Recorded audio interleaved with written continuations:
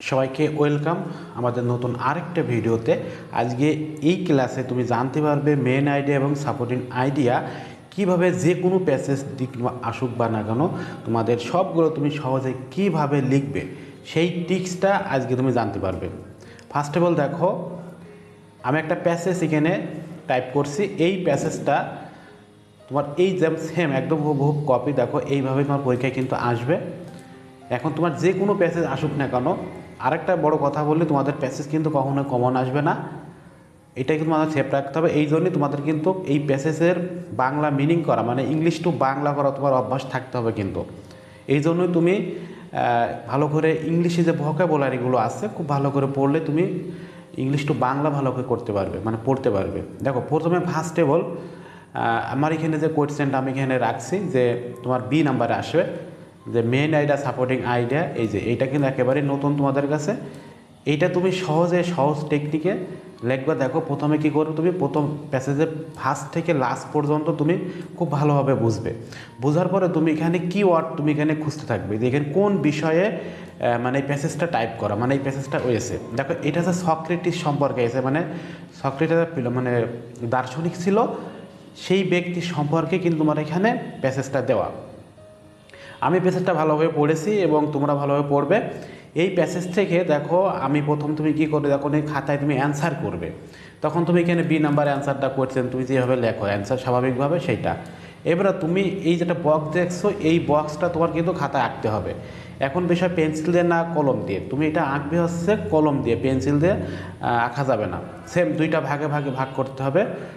Divided করার পরে তুমি এই সাইডে লাগবে মেইন আইডিয়া আর এই সাইডে লাগবে আছে সাপোর্টিং আইডিয়াস। দেখো দুই হলে খুব ভালো করে বুঝতে হবে, কিন্তু এখানে এস যুক্ত করতে হবে। এবার দেখো এবার আসি, তুমি কী করবে, যে কোনো প্যাসেজ হোক না কেন তুমি আগে এই সাইডে মেইন আইডিয়া কী লিখবে, মানে কিওয়ার্ড খুঁজবে এই প্যাসেজের মূল কোন বিষয় সম্পর্কে এসে সেইটা তুমি এখানে লিখবে। দেখো the main idea of the passage is, এই পর্যন্ত তুমি মুখস্থ রাখবে। আবার এখানে যে বিষয়টা আসবে সেইটাই তুমি হুবহুব কপি লিখবে। এক কথা এখানে সক্রেটিস বিষয় দিয়েছি আমি, যেটা এখানে আমার আছে প্যাট্রিজম সম্পর্কে দিতাম তাহলে তখন প্যাট্রিজম আসতো।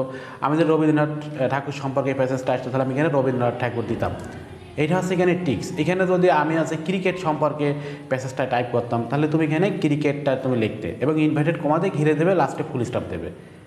দেখো মেইন আইডিয়ার এই বিষয় শুধু মনে রাখতে হবে, এখানে এই ওয়ার্ডগুলো সুন্দর করে লিখে এটা কি ওয়ার্ডটা লিখতে হবে, জাস্ট শুধু এইটুকুই, আর কিছু না।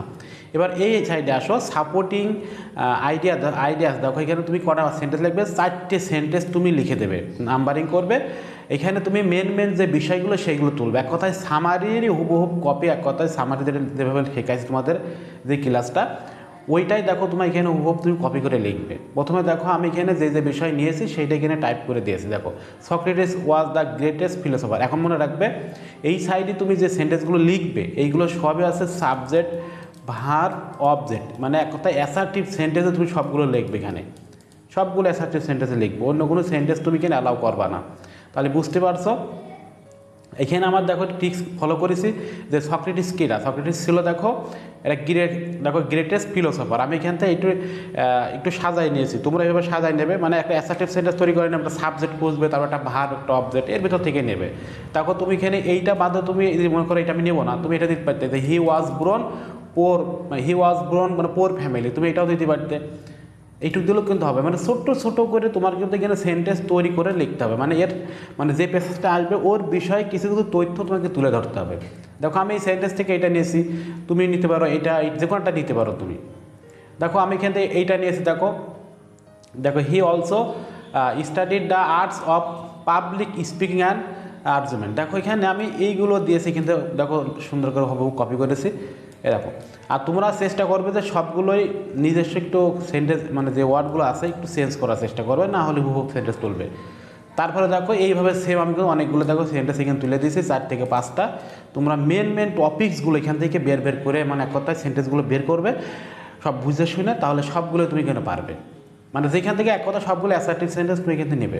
দেখো আমি এখানেও দিতে পারতাম যে হি লিভ দ্য আর্মি, সে আছে আর্মিতে ত্যাগ করছিল। এখানে এই যে আর্মি, কিন্তু হি জয়েন দ্য আর্মি, এইভাবে দিতে পারতে তুমি।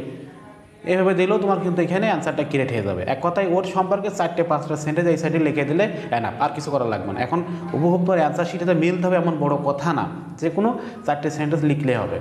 তাহলে বুঝতে পারছো যে মেন আইডিয়া সাপোর্টিং আইডিয়া কীভাবে লিখতে হয়, একদম শর্টকাট টিক্স। তোমরা যদি এই ক্লাসটা ভালোভাবে না বোঝো, তাহলে আমাদের প্রাইভেট যে গ্রুপ আছে ওখানে তুমি নামমাত্র কোর্স ফি দিয়ে ওখানে অ্যাড হতে পারো। ওখানে তুমি সব কিছু লাইভ ক্লাস দেখতে পারবে, সব কিছু কোর্সে আক্স করতে পারবে, আমার সাথে কথা বলতে পারবে, এবং লেকচার শিট তুমি সবগুলো পেয়ে যাবে। সো যারা এই ক্লাসটা যদি তোমাদের ভালো লাগে অবশ্যই শেয়ার করবে। আর যদি মনে করো আরও তুমি টিপতে হবে, বুঝতে চাও, আরও সাপোর্ট পেতে চাও, তাহলে আমাদের গ্রুপে অবশ্যই অ্যাড হবে। সো আজকে এই পর্যন্ত রাখতেছি। সবাই ভালো থাকবে, সুস্থ থাকবে। আল্লাহ হাফেজ।